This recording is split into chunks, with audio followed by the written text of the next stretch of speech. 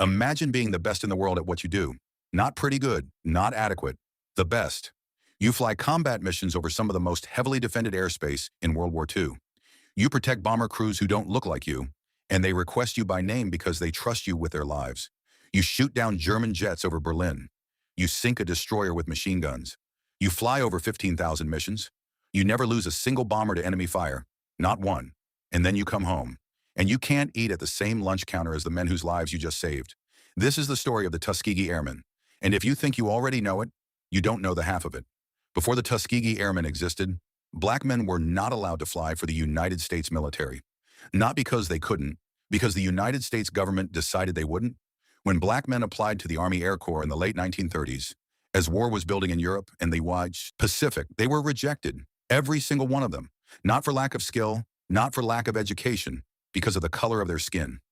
The military establishment held one belief above all others, that black men were intellectually and physically inferior, that they could not handle the psychological demands of aerial combat, that they could not be trusted with sophisticated aircraft. It was a lie, and the government knew it was a lie. So when President Franklin D. Roosevelt finally authorized a black flying unit in 1940, under pressure from civil rights organizations and the NAACP, they didn't frame it as an opportunity. They called it an experiment.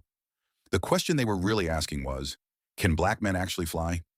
The Tuskegee Airmen spent the next 4 years answering that question in the most spectacular way possible.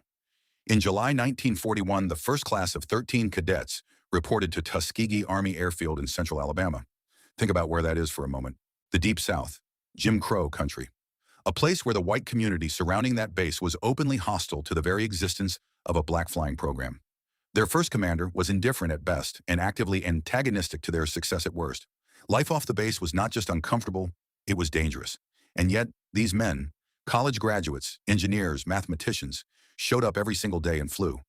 By the time the program ended in 1946, 992 pilots had earned their wings at Tuskegee. Over 14,000 men and women had served in support roles. Mechanics, navigators, bombardiers, nurses, instructors. They were not just pilots. They were an entire self-sufficient military operation, built from scratch in Alabama, against every obstacle imaginable. When the Tuskegee Airmen finally got to war, they were given the worst equipment, old second-hand P-40 planes, substandard compared to what white units were flying. It didn't matter. They flew their first combat missions over North Africa and Sicily. They were moved to Italy, and there, flying escort for the massive B-17 and B-24 bombers hitting targets deep inside Germany and Romania, they became legends. Their P-51 Mustangs flew with red-painted tails. Bomber crews called them the Red Tails, and they requested them specifically because the Red Tails did not leave. Other escort fighters would engage enemy planes and give chase, leaving the bombers vulnerable. The Red Tails stayed. They protected their bombers through 200 escort missions to some of the most heavily defended targets in Europe, and they never, not once, lost a friendly bomber to enemy fighters. On March 24, 1945, they flew more than 600 miles round trip, escorting bombers to a massive tank factory in Berlin, one of the most dangerous missions of the entire war. That day, pilots Charles Brantley, Earl Lane, and Roscoe Brown each shot down a German jet, the most advanced fighter aircraft in the world at that time. 3 German jets, in one day, over Berlin. By the end of the war, the Tuskegee Airmen had flown over 15,000 individual missions, shot down 112 enemy aircraft, destroyed nearly 1,000 transport vehicles and railroad cars, earned 96 Distinguished Flying Crosses, 3 Distinguished Unit Citations, over 850 medals total. They were not an experiment. They were an answer. But here's the part of this story that your history class skipped. While these men were winning medals over Europe, they were fighting a completely different war on the ground. Back home in Alabama, the town surrounding Tuskegee Army Airfield was openly hostile to black officers. Life off base was dangerous. On base, black officers were denied access to facilities that their rank entitled them to use. In 1945, at Freeman Field in Indiana, base commanders ordered that officers' clubs be segregated. Black officers, decorated combat veterans, were told they could not enter the same club as white officers. They were ordered to sign a statement accepting this discrimination as policy.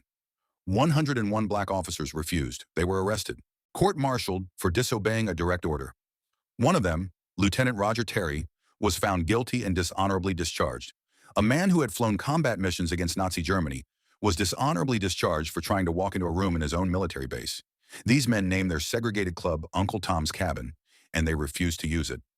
That act of defiance, what became known as the Freeman Field Mutiny, was one of the most significant acts of nonviolent civil disobedience before Rosa Parks ever sat down on that bus. When the war ended in 1945, the Tuskegee Airmen came home. These men had flown 3 times the number of combat missions required of white pilots before rotation out of combat. Some had flown over 100 missions. One flew 136. They came home to a country still flying the Confederate flag in state capitals, still enforcing Jim Crow laws, still telling decorated American war heroes where they could eat, where they could sit, what water fountain they were allowed to drink from. And not one of them, not one, could fill a vacancy in any other fighter unit. Because there was only one black flying unit, promotion was nearly impossible. Despite flying 3 times the missions, few rose above the rank of lieutenant. They had saved American lives. They had helped win a world war, and America greeted them with segregation signs and silence. But here is what they did with that silence. They kept fighting. The Tuskegee Airmen's record of excellence had done something the United States government had not intended. It had destroyed the argument for segregation. If black men could fly P-51 Mustangs over Berlin and protect bombers from the most advanced fighter jets in the world, then the entire foundation of the military's racial hierarchy had crumbled. In 1948, 3 years after the war ended, President Harry Truman signed Executive Order 9981, ending racial segregation in the United States Armed Forces. The Tuskegee Airmen had won their second war. In 2007, 62 years after World War II ended, the surviving Tuskegee Airmen were awarded the Congressional Gold Medal, the highest civilian honor Congress can bestow. Many of the men who received those medals that day were in their 80s and 90s. Some were in wheelchairs.